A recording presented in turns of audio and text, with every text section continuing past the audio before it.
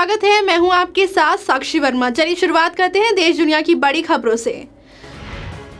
सुरक्षा के लिहाज भारत ने एक बड़ी कामयाबी हासिल की है। ओडिशा कोस्ट पर भारत ने बैलिस्टिक मिसाइल शील्ड का सफल परीक्षण किया। इस शील्ड की मदद से दुश्मन की किसी भी तरह की मिसाइल को 40 किलोमीटर की रेंज के अंदर ही नष्ट कर दिया जाएगा। एयर डिफेंस के लिहाज से भारत के लिए ये एक बड़ी उपलब्धि है। गौरतलब है कि जिस तरह भारत के पड़ोस में पाकिस्तान और चीन जैसी बड़ी शक्तियां हैं और उनकी टेढ़ी निगाहें लगातार भारत पर बनी रहती है, ऐसे में इस तरह का डिफेंस सिस्टम मिलना हमारे देश के लिए एक बड़ी कामयाबी है।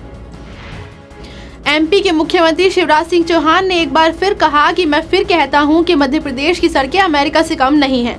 इस साल के अंत में होने जा रहे विधानसभा चुनाव के मद्देनजर कांग्रेस पर हमलावर रुख अपनाते हुए सीएम शिवराज सिंह चौहान ने कहा कि सालों तक कांग्रेस गरीबी हटाओ का नारा लगाती रही। इंदिरा जी और राजीव गांधी लगातार यही कहते रहे, लेकिन क्या कांग्रेस ने गरीबी खत्म की? अब ये काम मुझे ही करना होगा और गरीबी को पूरी तरह से खत्म करते हुए लोगों की जिंदगी में भी बदलाव लाना होगा।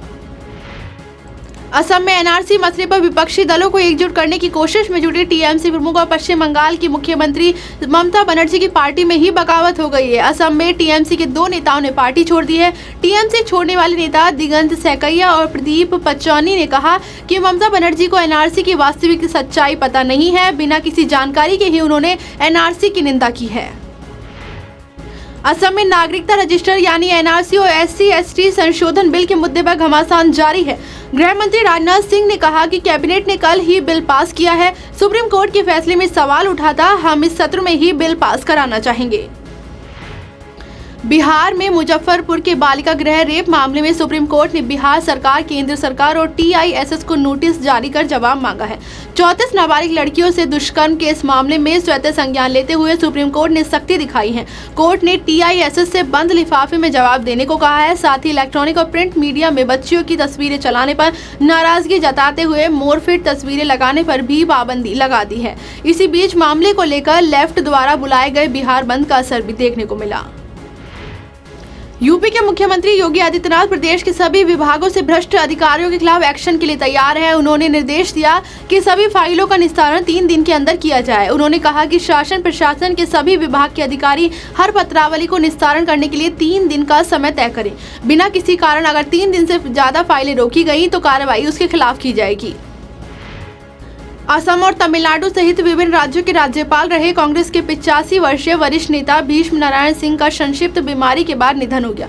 सिंह के पुत्र उमाशंकर सिंह ने बताया कि वो 2 महीने से बीमार थे। उन्हें नोएडा के फोर्टिस अस्पताल में भर्ती कराया गया था, जहां कल दोपहर उन्होंने अंतिम सांस ली। वो 30 वर्ष तक अखिल भारतीय कांग्रेस समिति के सदस्य थे।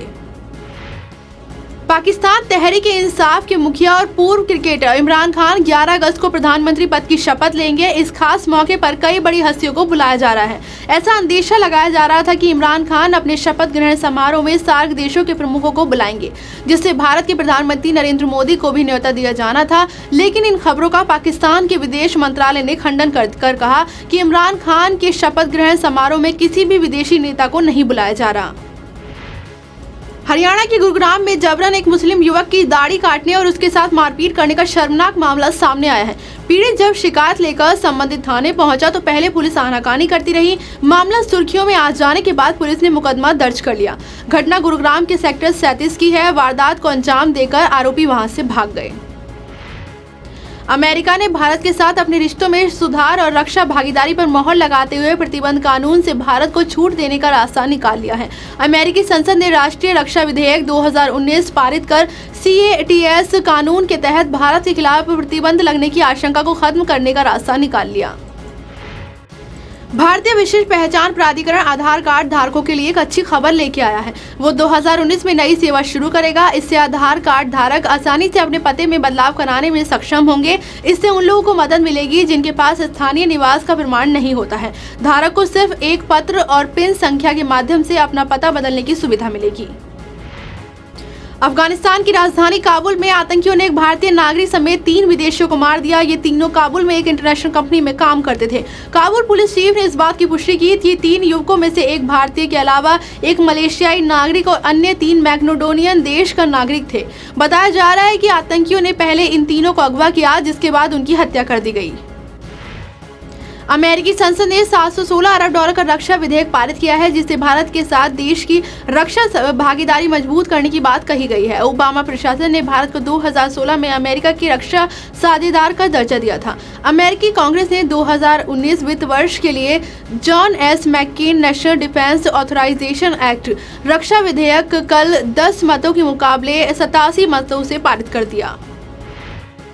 श्रद्धा कपूर और राजकुमार राव की अपकमिंग फिल्म स्त्री का पहला गाना रिलीज कर दिया है। गाने का टाइटल मिलेगी मिलेगी रखा गया है। गाने को आवाज पार्टी किंग मिका सिंह ने दी है। मिका के साथ इस गाने में आपको सचिन जिगर की आवाज भी सुनाई देगी। इसके बोल लिखे हैं वायो ने, तो वहीं संगीत सचिन जिगर ने दिया है। लंबे समय से अटकलें थी कि अक्षय कुमार और करीना कपूर जल्द ही साथ काम करते हुए नजर आने वाले हैं। अब फिल्म की टीम ने ही फिल्म की घोषणा कर दी है। फिल्म का नाम गुड न्यूज रखा गया है, जो 19 जुलाई 2019 को रिलीज होगी। दिन भर की बड़ी खबरों में फिलहाल मेरे साथ सिर्फ इतना ही। देखते रहिए A1 न्यूज़ TV। नमस्कार।